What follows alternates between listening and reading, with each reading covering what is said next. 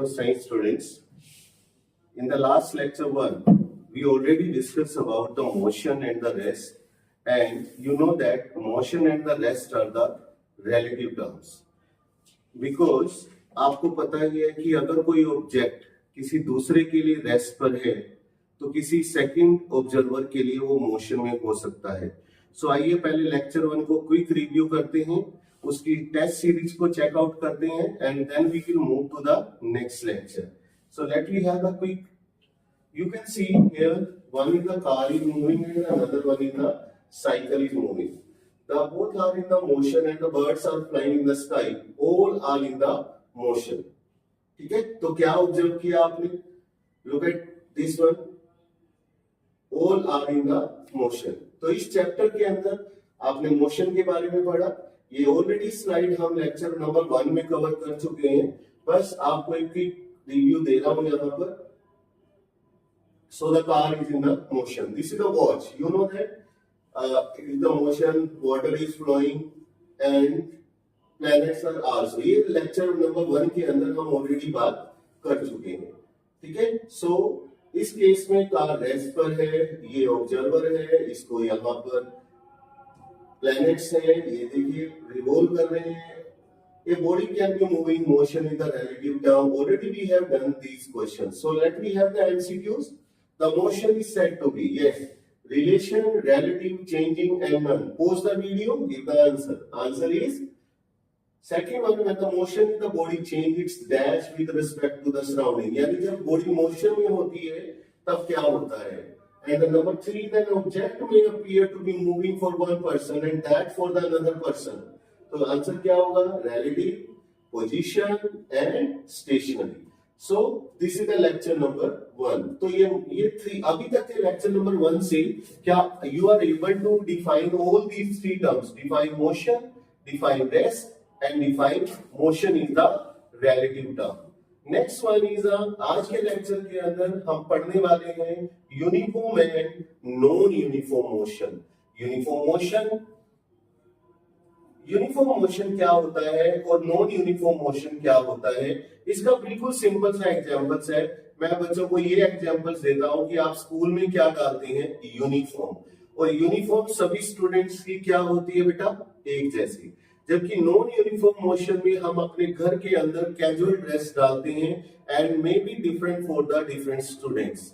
So uniform motion, the motion जहां पे speed constant रहती है, स्पीड में कोई चेंज नहीं आता है, that is called as the uniform motion.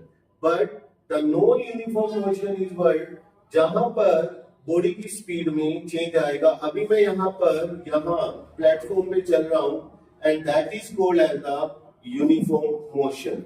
लेकिन अगर मैं टर्न में ऐसे आ जाऊं एंड दैट स्लो हो जाऊं तो ये कैसा मोशन होगा, नॉन यूनिफॉर्म मोशन. सो अगर हम डेफिनेशन को टेक्निकली डिफाइन करें तो स्पीड कांस्टेंट होने के लिए क्या कंडीशन है. स्पीड अगर आपने कांस्टेंट करनी है, आप चाहते हैं कि बॉडी की स्पीड कांस्टेंट रहे, तो उसके लिए equal distance in equal interval of time होना चाहिए. मींस कि अगर आपने फर्स्ट 1 आवर्स में 30 किलोमीटर कवर किया तो नेक्स्ट 1 आवर में भी 30 किलोमीटर ही कवर होना चाहिए. अगर ऐसा हो रहा है तो ऐसे मोशन को हम यूनिफॉर्म कहेंगे. But in the daily life जब हम सड़क पे चलते हैं, जब हम स्कूल की तरफ जाते हैं, जब हम घर पे आते हैं, तो हम यूनिफॉर्म मोशन में नहीं होते हैं, नॉन यूनिफॉर्म मोशन में होते हैं. Because we have to retard our vehicle यानी स्लो करना है, we have to accelerate our vehicle यानी फास्ट करना है. सो स्पीड अगर कांस्टेंट है तो यूनिफॉर्म, अगर स्पीड कांस्टेंट नहीं है तो नॉन यूनिफॉर्म. या इन अदर वर्ड्स आप ये भी कह सकते हैं equal distance travel in equal interval of time, that is the uniform motion. And unequal distance travel is called the non uniform. For example अभी आपने देखा एक बर्ड्स यहाँ पे फ्लाई कर रहा है, सो ये नॉन यूनिफॉर्म मोशन का एग्जांपल है because it cover unequal distance in the equal interval of time. The speed अगर कांस्टेंट है तो आप अपनी गाड़ी को ना तो फास्ट कर रहे हैं, ना एक्सेलरेट कर रहे हैं, ना रिटार्ड कर रहे हैं, इसका मतलब योर एक्सेलरेशन इज 0. बट अगर स्पीड कांस्टेंट नहीं है तो आप नॉन यूनिफॉर्म में होंगे। आइए कुछ एग्जांपल्स यहाँ पर आइडेंटिफाई करते हैं।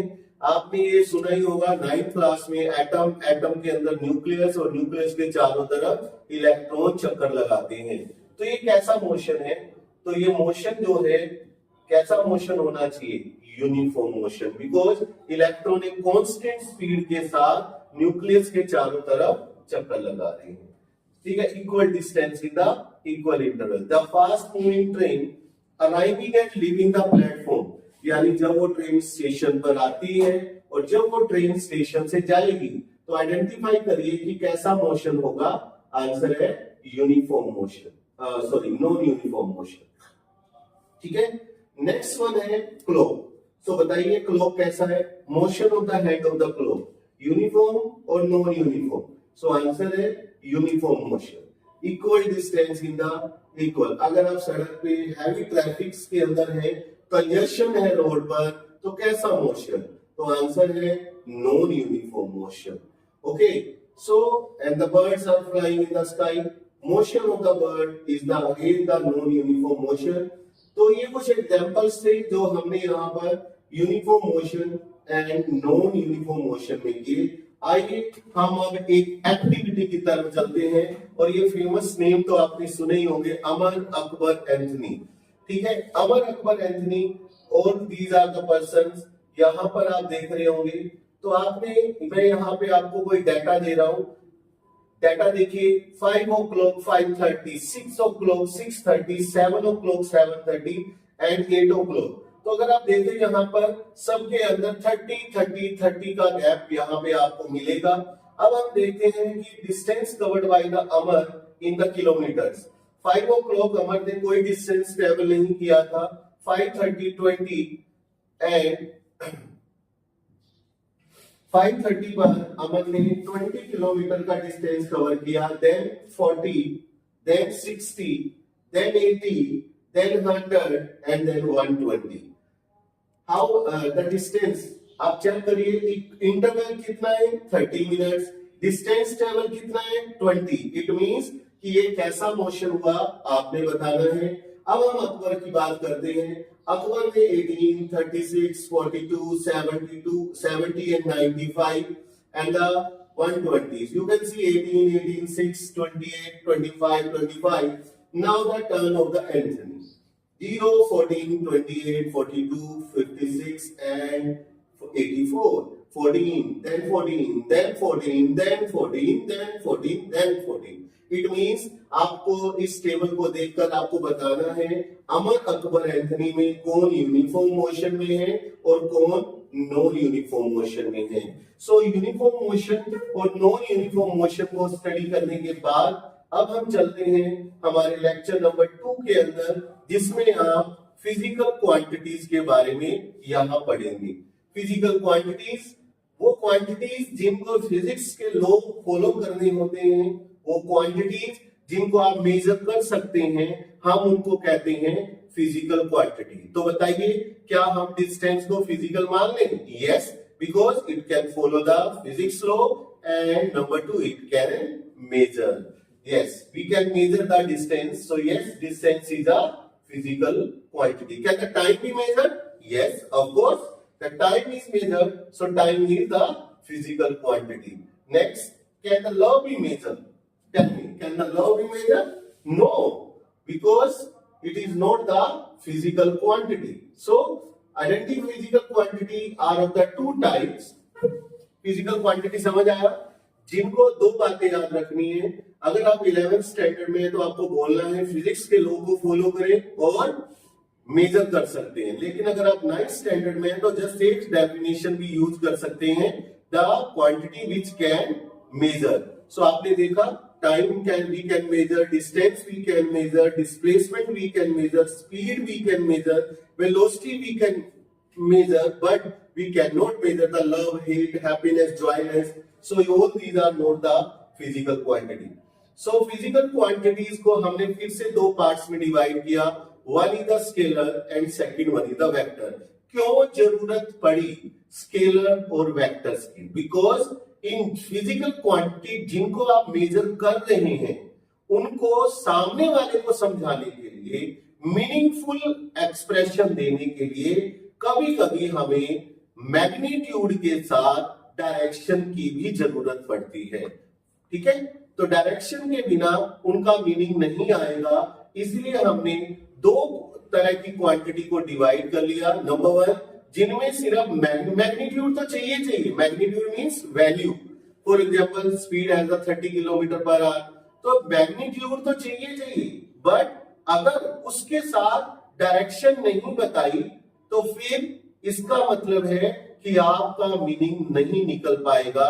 तो ऐसी क्वांटिटी जिनको मैग्नीट्यूड के साथ साथ डायरेक्शन की भी जरूरत है, उनको कहते हैं स्केलर वेक्टर क्वांटिटी। और जिनको डायरेक्शन की जरूरत नहीं है, ओनली मैग्नीट्यूड से काम चल जाएगा, उन्हें क्या कहते हैं, वेक्टर। फॉर एग्जांपल टाइम, अगर मैं किसी को बोलूं कि क्लॉक इज शोइंग द 6:30, तो सबको पता है क्लॉक ऐसे रोटेट करती है, ऐसे। ठीक है, तो इसके लिए मुझे डायरेक्शन बताने की जरूरत नहीं है। ये देखिए क्लॉक कैसे मूव कर रही है, पता ही है कि क्लॉक ने ऐसे ही मूव करना है क्लॉकवाइज।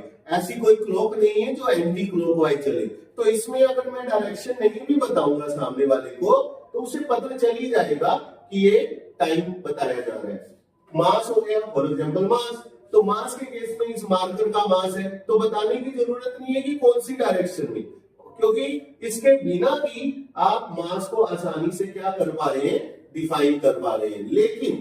लेकिन अगर आप वेक्टर क्वांटिटी की बात करें, तो इसका मैं एक बच्चों को बहुत अच्छा एग्जांपल देता हूं कि मान लीजिए रूम में कोई टेबल है और मैं बच्चों को बोलूं कि मूव, इस पे फोर्स लगाओ, तो अब बच्चे तो आकर फोर्स लगाने लग जाएंगे। लेकिन गलती क्या हुई, मैंने तो उन्हें बोला ही नहीं था कि राइट साइड जाना है या लेफ्ट जाना है या ऊपर जाना है या नीचे जाना है। तो इट मींस कि जब तक फोर्स के साथ आप डायरेक्शन नहीं बताओगे तो सामने वाले को उसका मीनिंग समझ नहीं आएगा। सो ऐसी क्वांटिटीज जिनमें डायरेक्शन के बिना सामने वाले को बात समझ ना आए, मीनिंग कंप्लीट ना हो, कंफ्यूजन क्रिएट हो, तो that quantities are called the vectors quantities. So this is a very important examples of the push and pull. इसका मैं आपको फोर्स आ जाएगा, डिस्प्लेसमेंट अभी हम थोड़ी देर में यहाँ पर पढ़ने वाले हैं। So अब आती है बात यूनिट्स की। ये 9th स्टैंडर्ड के अंदर, keep in mind student, advance syllabus के अंदर जो फर्स्ट चैप्टर आपका है वो यूनिट एंड मेजरमेंट है। सो यूनिट कैसे डिफाइन करते हैं, इसके लिए आपको हमारी एडवांस सीरीज को फॉलो करना है, बट अभी तो हम स्टैंडर्ड मेंटेन कर रहे हैं। तो हमारे पास दो तरह के सिस्टम्स हैं जो 9th स्टैंडर्ड में यूज होते हैं। एमकेएस, इसको हम एसआई भी बोलते हैं, सिस्टम ऑफ इंटरनेशनल, यानी पूरे वर्ल्ड, पूरे इंटरनेशनल लेवल पर एक सिस्टम जो यूनिट को हैंडल करता है वो है SI, and the second one is the CGS. अगर आपको क्वांटिटी के यूनिट लार्ज चाहिए तो आप एसआई की तरफ जाएं, और अगर आपको क्वांटिटी के यूनिट स्मॉल चाहिए, फॉर एग्जांपल मास को अगर आप सेंटीग्राम में लिखना चाहते हैं तो आप सीजीएस की तरफ जाएं, और अगर आप मास को किलोग्राम में लिखना चाहते हैं तो आप एमकेएस की तरफ जाएं। ठीक है, सो देखिए मेरी स्क्रीन पर, it is also as called the SI. अगर आप लेंथ को मीटर में लिखना चाहते हैं तो एसआई की तरफ जाएं, लेंथ को सेंटीमीटर में लिखना चाहते हैं तो यहाँ पे है, बट टाइम दोनों में कॉमन है। ठीक है, सो ये आज का लेक्चर था जिसमें